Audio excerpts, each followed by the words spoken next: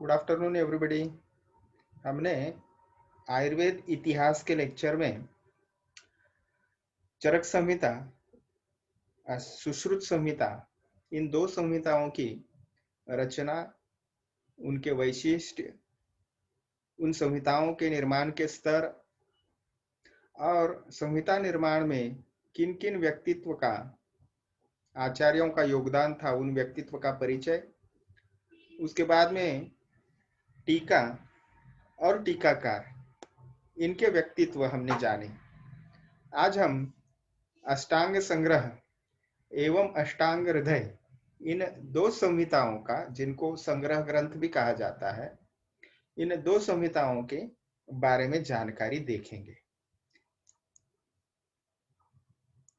तो जैसा कि आप सभी जानते हैं, चरक संहिता और सुश्रुत संहिता ये अपने आप में स्वतंत्र परिपूर्ण ग्रंथ है चिकित्सीय दृष्टि से।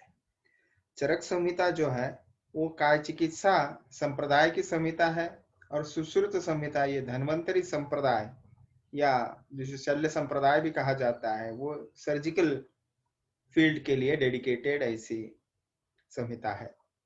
तो उस वक्त ये आपत्ति थी, आपत्ति मतलब व्यावहारिक ये कठिनाई थी कि आप चरक संहिता का अध्ययन करो तो आपको सुश्रुत संहिता का ज्ञान नहीं होगा, उसमें जो व्याधि वर्णित है या चिकित्सा वर्णित है या वो सर्जरी से रिलेटेड कुछ चीजें हैं, या फिर आप सुश्रुत संहिता अध्ययन करते हो तो चरक संहिताओं में वर्णित व्याधियों का आपको ज्ञान नहीं हो पाएगा।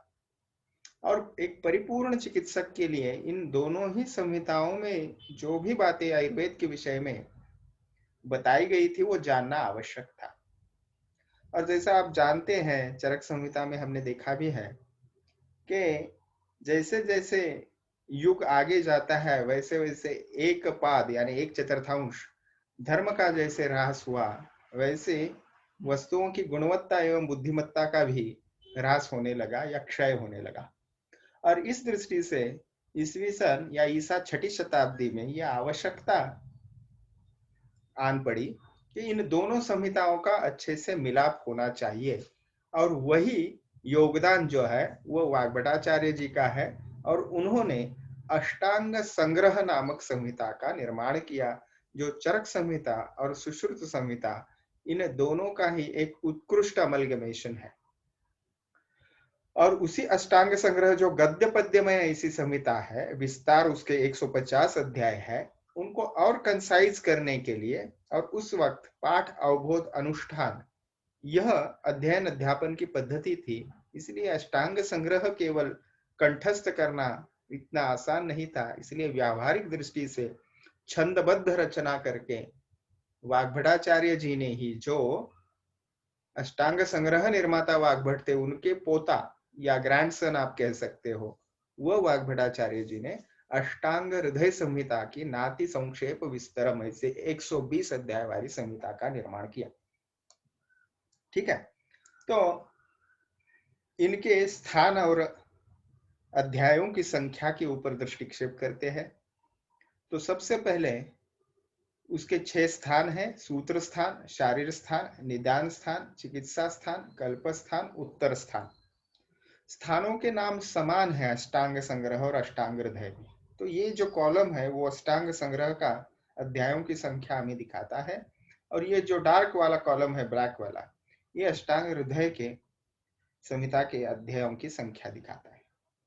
तो अष्टांग संग्रह में सूत्र स्थान के 40, शारीर स्थान के 12, निदान स्थान के 16, चिकित्सा स्थान के 24, कल्प स्थान के 8 एवं उत्तर स्थान के 50 अध्याय या चैप्टर्स थे। कुल मिला के टोटल 150 चैप्टर इस संहिता में है। अष्टांग हृदय जो है वो सूत्र स्थान के 30, शारीर स्थान के 6, निदान स्थान के बिल्कुल वैसे के वैसे 16, चिकित्सा स्थान के 22, कल्प स्थान के 6 और उत्तर स्थान के 40। तो ये टोटल 120 अध्याय है कुल मिला के।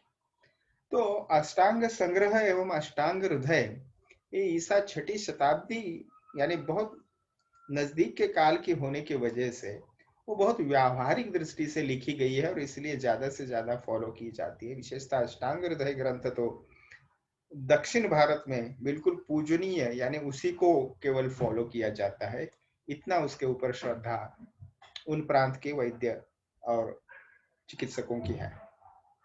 तो मेरा कहने का मतलब था इन संहिताओं की ओर देखते हुए कि ये काल दृष्टिया नजदीक के होने की वजह से इनकी क्षति या हानि नहीं हुई है, वैसे के वैसे वो आज उपलब्ध है। और इसमें जैसे चरक संहिता में 3 निर्माण के स्तर है संहिता के, सुश्रुत संहिता में निर्माण के 4 स्तर है, वैसे इन संहिताओं के बारे में नहीं है। वो उस वक्त जैसे थी वैसे ही आज अवेलेबल है। तो सबसे पहले अष्टांग संग्रह ग्रंथ जो है उसके वैशिष्ट्य या महत्व किस दृष्टि से वो अन्य से भिन्न है या क्या उसका महत्व है वो जानेंगे। तो जैसे हमने देखा गद्य पद्य में है, यानी पैरा के पारा संस्कृत उसमें वर्ष है और फिर छंदबद्ध पद्धति से कर सकते हैं, ऐसी भी उसमें रचना है। चरका संहिता एवं सुश्रुत संहिता, इन दोनों के ही संहिता का सिद्धांतों का, मौलिक सिद्धांतों का मिलाप, एकत्रीकरण उसमें है। और ये दोनों प्रांत जो थे, काय चिकित्सा अंग और शल्य चिकित्सा अंग, ये दोनों ही अंगों को उन्होंने मिलाते हुए, फ्यूजन करते हुए 150 अध्याय जो है वो 6 स्थानों में उन्होंने ग्रंथबद्ध किया। और 8 ही अंगों के बारे में उसे विस्तार से वर्णन है। और इसीलिए काय बाल ग्रह ऊर्ध्वांग शल्य दंष्ट्रा जरा वृषाण, ये जो 8 अंग है आयुर्वेद की, अष्टांग आयुर्वेद का वर्णन है। तो और कुछ उसके सबसे महत्वपूर्ण, वो संग्रह ग्रंथ है केवल, ऐसा बहुत बार कहा जाता है, लेकिन उसने कुछ योगदान जो है, महत्वपूर्ण योगदान अष्टांग संग्रह ग्रंथ के द्वारा, वाग्भटाचार्य जी के द्वारा अष्टांग संग्रह के रूप में किया गया है। उसमें से सबसे पहला है गुग्गुल द्रव्य। जो गुग्गुल है, कॉमिफोरा मुकुल, वह सबसे पहले उन्होंने वर्णन किया और मेदोहर द्रव्य के तौर पे किया, जो पहले कभी नहीं था। इसके सिवा द्रव्यगुण विज्ञान को स्पष्ट करने वाले सूत्र स्थान के 12 से लेकर 18 अध्याय जो है वो कर्म, रचना, द्रव्य, इस दृष्टिकोण से वो द्रव्यगुण विज्ञान के सिद्धांत बताते हैं। चरक संहिता के जो 45 गण हैं और सुश्रुत संहिता के 25 गण है द्रव्यों के, उन टोटल सभी को एकत्रित करते हुए उन्होंने 70 गण टोटल वर्णन किए आयुर्वेदीय द्रव्यों के। धातु वृद्धि से उत्पन्न होने वाले विकार उन्होंने सर्वप्रथम वर्णन किए। वत्सकादि गण नामक गण था जो औषध द्रव्यों का गण, वो सबसे पहले उन्होंने इंट्रोड्यूस किया। और गुग्गुल के बारे में एक महत्वपूर्ण बातें उन्होंने की, वो बताई उनका गुणधर्म गुग्गुल का, कि वो रसायन होते हुए भी उसका अगर अति सेवन किया जाए तो उससे क्लैब यानी इम्पोटेंसी आ जाती है। ज्वर के प्रकरण में हरिद्रक जो नामक ज्वर उन्होंने सर्वप्रथम कहा। और सूत्र स्थाने तो वाग्भटा है, ये जो कहा जाता है वो संग्रह का जो सूत्र स्थान है बहुत ही महत्वपूर्ण है। अष्टांग हृदय के बारे में भी ये आप कह सकते हो, क्योंकि जब बृहत्रयी की बात आती है तो वहां पे बहुत सारे गुरुजन जो है आयुर्वेद के, वो चरक संहिता, सुश्रुत संहिता और अष्टांग संग्रह एवं अष्टांग हृदय संहिता ऐसे कहते हैं। तो केवल संग्रह को वहां पे आप नहीं लेना चाहिए। आगे जाते हैं, और कुछ जो है अस्थान, अति विस्तार, अति संक्षेप, पुनरुक्ति, ये तंत्र दोष उन्होंने अपने ग्रंथ में नहीं रखे। और पुनर्वसु जी के साथ, पुनर्वसु अत्रेय जी के साथ धन्वंतरी, भारद्वाज, निमि, काश्यप, इन सभी का उन्होंने उल्लेख किया है। और उन्होंने अपने संहिताओं में बताया कि ये सभी जो थे वो इंद्र देवता के पास आयुर्वेद ग्रहण के लिए गए थे। तो एक आयुर्वेदावतरण की थोड़ी सी भिन्नता दिखाई देती है, क्योंकि चरक संहिता में हमें भरद्वाज महर्षि और अत्रेय महर्षि, ये 2 पायोनियर दिखते हैं इंद्र देवता के साथ, जिन्होंने आयुर्वेद के ऊपर ज्ञान ग्रहण किया आयुर्वेद का। लेकिन यहाँ पे जो है वो अन्य आचार्यों की भी गणना उसमें करते हैं। पंचकर्म में उन्होंने सुश्रुताचार्य जी को फॉलो करते हुए रक्त मोक्षण भी वहां पे लिया है। त्रिस्कंध यानी हेतुलिंग औषध रूपी आयुर्वेद का जो वर्णन है वो गूढ़ स्वरूप में जहां भी उनको लगा उसका स्पष्टीकरण उन्होंने किया है। जैसा मैंने बताया कि वर्तमान काल से संबंधित व्यावहारिक ग्रंथ रचना उन्होंने की है। और विशेषतः जब वो ऋतुचर्या का वर्णन करते हैं तो काल विभाग में ऋतु संधि उन्होंने सर्वप्रथम बताई। तो ये अष्टांग संग्रह के वैशिष्ट्य हैं। अब अष्टांग हृदय की ओर जाए तो 120 अध्याय वाली केवल पद्यमय और छंदोबद्ध पद्धति से लिखी गई यह संहिता है। और इनके लेखक जो है वाग्भट द्वितीय, लघु वाग्भट, स्वल्प वाग्भट, सूक्ष्म वाग्भट, ऐसा भी उनको कहा जाता है।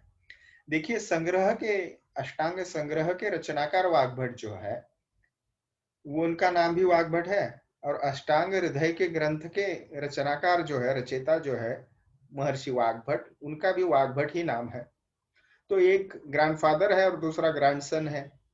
तो दोनों में भिन्नता दिखाने के लिए या भिन्नता पढ़ने वाले को समझ में आए, अध्ययनकर्ता को समझ में आए, इसीलिए जो आधुनिक हमारे कंटेम्परेरी आयुर्वेदा के विषय सब्जेक्ट वाइज जिन्होंने बुक्स या पुस्तकों की रचना सबसे पहले की, वो पायोनियर है। मैं उनको चक्रपाणी भी कहता हूँ, आधुनिक काल का कंटेम्परेरी आयुर्वेद का आचार्य प्रियोत शर्मा जी। उन्होंने इन दो वाग्भट में भेद दिखाने के लिए, समझ में आए इसलिए उन्होंने वृद्ध वाग्भट या लघु वाग्भट, ठीक है, वृद्ध वाग्भट और लघु वाग्भट ऐसी शब्द रचना की। वाग्भट प्रथम, वाग्भट द्वितीय ऐसी रचना की। हाँ? और वैसे ही फिर ये कुछ शब्द जो है वो प्रचलित हुए। तो इसीलिए द्वितीय वाग्भट यानी जो अष्टांग हृदय के कर्ता वाग्भट है, उनको द्वितीय वाग्भट, लघु वाग्भट, स्वल्प वाग्भट, सूक्ष्म वाग्भट, ऐसे उनके नाम हमें मिलते हैं।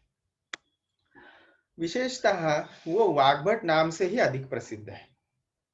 अष्टांग संग्रह का ही संक्षिप्त रूप अष्टांग हृदय को कहा जाता है, लेकिन केवल इतनी उसकी पहचान नहीं है।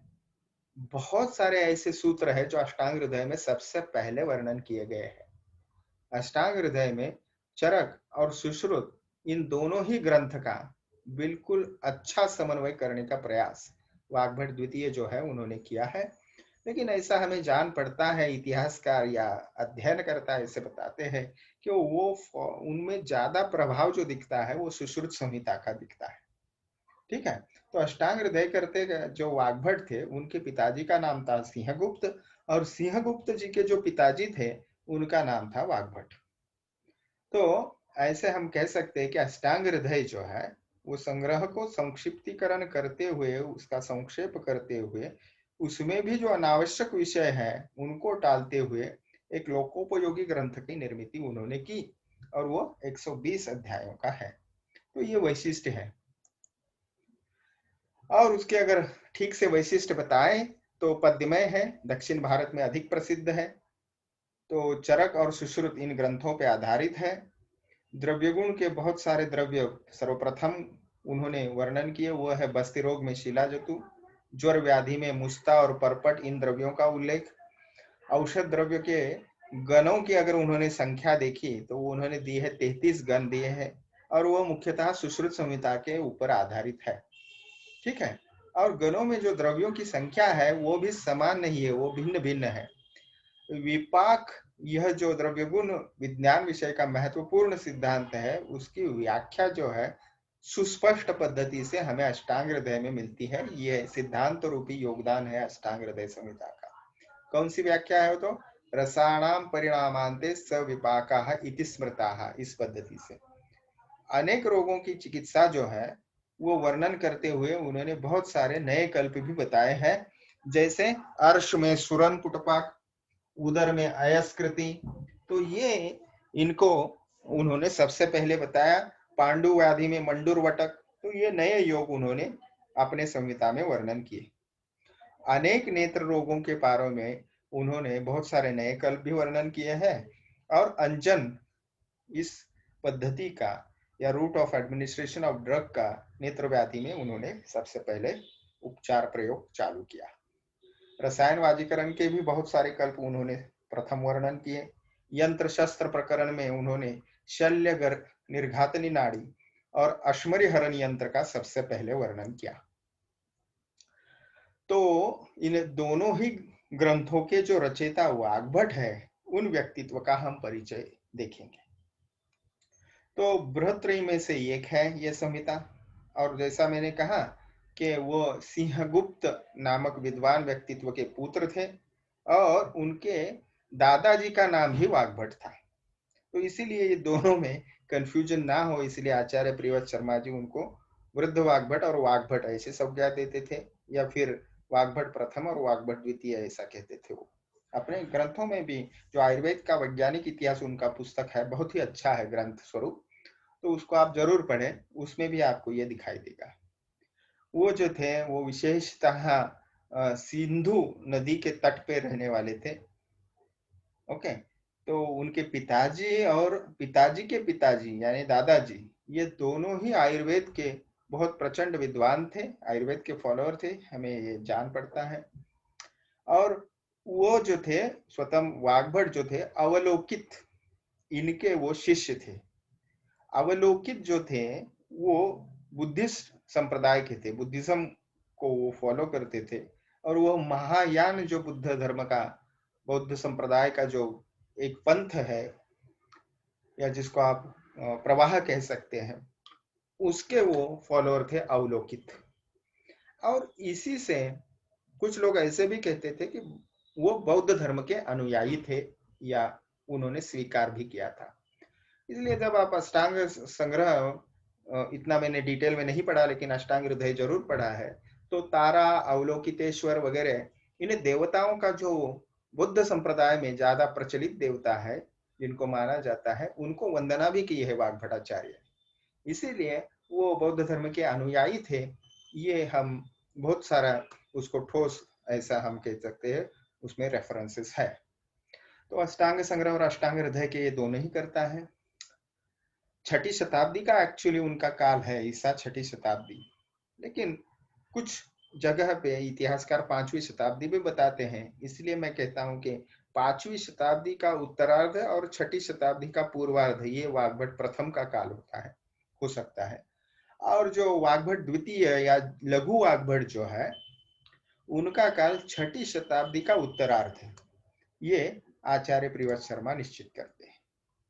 आगे जाते हैं, उनके शिष्य परिवार के बारे में या पुत्र इत्यादि के बारे में जानकारी देखते हैं। जेजट और इंदु, ये जो दो प्रसिद्ध टीकाकार आयुर्वेद के विद्वान थे, वो उनका संबोधन बाहट नाम से करते हैं, वाग्भट ऐसा न करते हुए। जेजट और इंदु ये दोनों ही वाग्भटाचार्य जी के शिष्य थे। 63 नाम के जो चिकित्सा कलिका ग्रंथ के लेखक थे, और ये 63 कौन है, तो वाग्भटाचार्य जी के पुत्र थे ऐसे कहा जाता है, आगे उसके बारे में देखेंगे। और चंद्रट जो है वो 63 के पुत्र थे, यानी वाग्भटाचार्य जी के पोते हुए वो 63, ठीक है, चंद्रट, सॉरी, 63 जी के पुत्र, तो 63 वाग्भटाचार्य जी का पुत्र और 63 जी का पुत्र चंद्रट। तो जिन्होंने, इन चंद्रट जी ने ये चिकित्सा कलिका जो लिखी है, तो वो चंद्रट जी ने चिकित्सा कलिका के ऊपर व्याख्या या विमर्श लिखा उन्होंने। ओके, परंतु यहाँ इस विमर्श में चंद्रट जी ने कहीं भी वाग्भटाचार्य जी का नामोल्लेख नहीं किया है।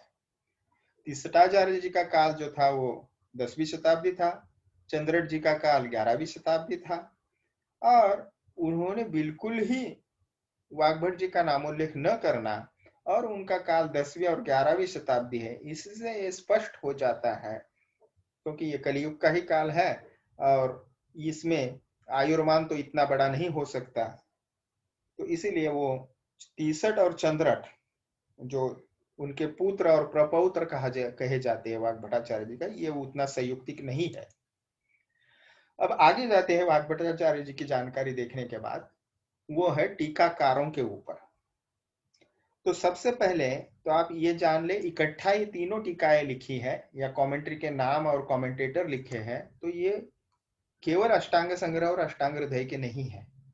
अष्टांग संग्रह की एक ही टीका ज्यादा प्रसिद्ध है, उसको शशि लेखा टीका कहते हैं, या उसके लेखक के नाम के ऊपर व्याख्याकार टीकाकार जो है इंदु, उनके नाम के ऊपर उसको इंदु टीका भी कहते हैं। ये अष्टांग संग्रह के ऊपर लिखी गई टीका है, जो आज भी उपलब्ध है और जिसका अनुसरण हम सभी अध्ययनकर्ता आयुर्वेद के स्कॉलर्स करते हैं।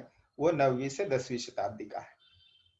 और अष्टांग हृदय नाति संक्षेप विस्तरम पद्यमय जो 120 अध्याय वाली संहिता है, उनकी कमेंट्री जो है वो दो अधिक प्रसिद्ध है, सर्वांग सुंदरी और वो है अरुंदत्त जी ने लिखी हुई, और आयुर्वेद रसायन जो हेमाद्रि ने लिखी हुई है। और इनका काल जो है अरुंदत्त जी का 12वीं से 13वीं शताब्दी और हेमाद्रि जी का 13 से 14वीं शताब्दी। ठीक है, ये जो आप चित्र देख रहे हैं वो ओरिजिनल नहीं है, ये इंटरनेट के ऊपर उस नाम से ज्यादा मुझे जो ठीक लगा समान व्यक्तित्व उसको मैंने लेने का बहुतांशतः प्रयास किया है, लेकिन मैं ऐसा नहीं कहता कि वैसे ही वो दिखते होंगे। तो इन टीकाओं में से पहली जो अष्टांग संग्रह की टीका है उसके टीकाकार है इंदु, और इंदु जी का टीका का नाम है शशिलेखा, अष्टांग संग्रह के ऊपर है, उसको इंदुमती टीका भी कहा जाता है, दूसरा नाम। तो ये 1250 की टीका है उसका काल। और वाग्भट के जो प्रमुख शिष्य थे जेजट और इंदु, जैसा हमने थोड़ी देर पहले देखा, उनमें से इंदु जो है उन्होंने अष्टांग संग्रह के ऊपर संस्कृत भाषा में ये शशिलेखा नामक टीका लिखी है। ओके, इस टीका का सर्वप्रथम प्रकाशन जो है वो महाराष्ट्र के पुणे से, जहां से मैं हूं, वहां से किया गया है।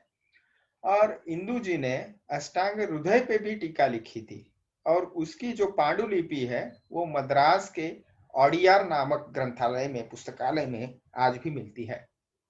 इंदु जो थे उनके कालखंड के बारे में थोड़ा सा मत भिन्नता है, जैसे पीके गोड़े नामक इतिहासकार जो है वो 1050 बताते हैं, 1050 उनका काल, और क्षीर स्वामी जी वही काल 11वीं शताब्दी का उत्तरार्ध बताते हैं अमरकोश में।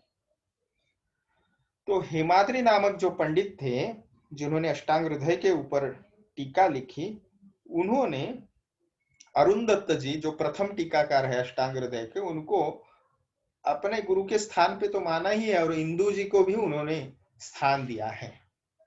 ओके, और ये काल जो हमने देखे वो पीके गोड़े जी 1050 और क्षीर स्वामी जी 11वीं शताब्दी मानते हैं, दिनेश भट्टाचार्य वही 11वीं शताब्दी का ही काल मानते हैं।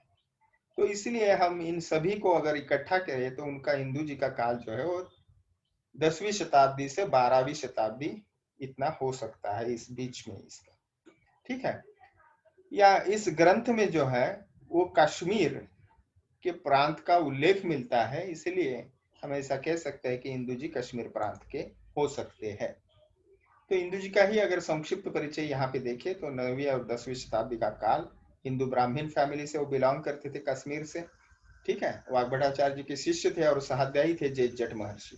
उन्होंने अष्टांग संग्रह के ऊपर शशिलेखा टीका लिखी जो अवेलेबल है आप, और अष्टांग हृदय में इंदुमती टीका लिखी अष्टांग हृदय के ऊपर, लेकिन वो अवेलेबल नहीं है।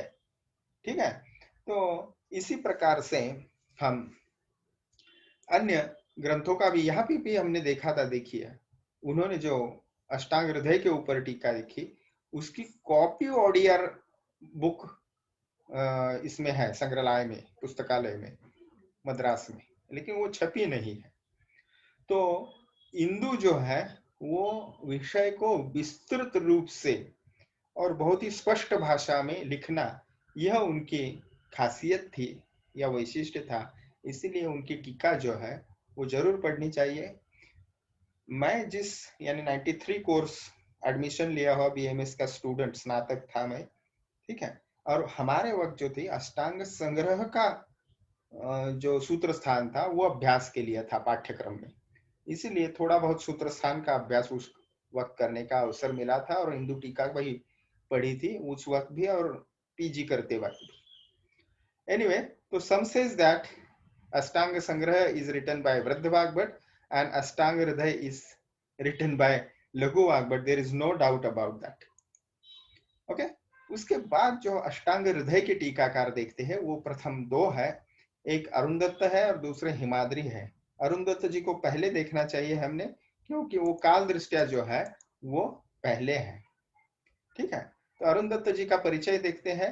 उनके पिताजी का नाम जो था वह मृगांक दत्त था, और उनकी टीका जो अष्टांग हृदय में है उसका नाम सर्वांग सुंदर ऐसा है। ठीक है, तो उन्होंने इसका जो उल्लेख है अपना परिचय मृगांक दत्त जी पिताजी है वगैरह, ये प्रारंभिक पद्य में ही दिया हुआ है। इतिहासकार ऑफ्रेक्ट जो है उनके मत से अरुंदत्त नाम से इस नाम से तीन भिन्न भिन्न व्यक्तित्व इतिहास में मिलते हैं। एक मिलता है कोशकार एवं वैयाकरणकार अरुंदत्त, मनुष्यालय चंद्रिका नामक ग्रंथ के कर्ता अरुंदत्त, और अष्टांग हृदय और सुश्रुत संहिता इनके टीकाकार अरुंदत्त। डॉक्टर हानले जो है उन्होंने उनका काल जो है वो बहुत ही विद्वान इतिहासकार थे।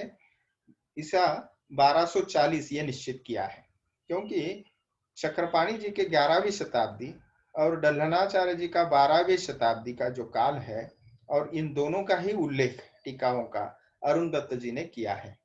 लेकिन हेमाद्रि जो है वो 13वीं शताब्दी के हैं, जिनका उल्लेख उन्होंने नहीं किया है। इसका ये मतलब होता है कि 12वीं शताब्दी के बाद और 13वीं शताब्दी से पहले ये काल अरुंदत्त जी का था। इसीलिए उसको 12 से 50 या 40 समझा उन्होंने, डॉक्टर हार्ले ने निश्चित किया है। ये अत्यंत प्रभावी एवं विस्तृत ऐसी टीका है, बहुत ही स्पष्ट वो अष्टांग हृदय का हमें मतलब समझाती है। संस्कृत साहित्य, काव्य, व्याकरण, इनकी उनको बहुत अच्छे से जानकारी थी, यह हमें टीका में से स्पष्ट होता है। उनके पदार्थ विवेचन के वक्त पदाचे अर्थ इत्यादि ये सभी चीजों को उन्होंने समावेश किया है। दत्त ये जो उनका संबोधन है ये उपाधि थी, और इससे बंगाल में ये उपाधि देने की पद्धति थी। इससे वो सिद्ध होता है कि वो बंगाल प्रांत के थे। और उनके मंगलाचरण में ग्रंथ में उन्होंने विष्णु जी की स्तुति की है, विष्णु भगवान की स्तुति की है। इससे वो वैष्णव थे, ऐसा हमें पता चलता है। तो ये उनकी शॉर्ट अभी हमने जो देखा वही बात है। तो उनके और कार्य अगर देखें तो वह यहाँ पे है, मनुष्यालय चंद्रिका नाम का जो ग्रंथ है, विशेषता प्राणी शास्त्र एवं वास्तुशास्त्र के बारे में जो अवेलेबल नहीं है, वह भी ग्रंथ उन्होंने लिखा था, ऐसे कहा जाता है। तो अरुंदत्त के बाद फिर हेमाद्रि जो ग्रंथकार है, सॉरी टीकाकार है, उनका परिचय देखते हैं। वो 13वीं शताब्दी के थे। उनके पुत्र का नाम था कामदेव, ठीक है। और वह महाराष्ट्रियन थे और ब्राह्मण कुटुंब से वत्स गोत्र से आते थे। वह जो थे किंग यानी महादेव राजा के वो मुख्य मंत्री थे और प्रमुख एक सलाहकार भी थे। तो हेमाद्रि जो थे उन्होंने इस पद्धति से अष्टांग हृदय की टीका लिखी है, जिसको देखने के बाद ये प्रतीत होता है कि वो आयुर्वेद के बहुत ही प्रचंड विद्वान व्यक्तित्व थे और आयुर्वेद की अनेक शाखाओं में उनका जो थे अभ्यास बहुत गाढ़ा था, और धर्मशास्त्र के भी वो विद्वान थे।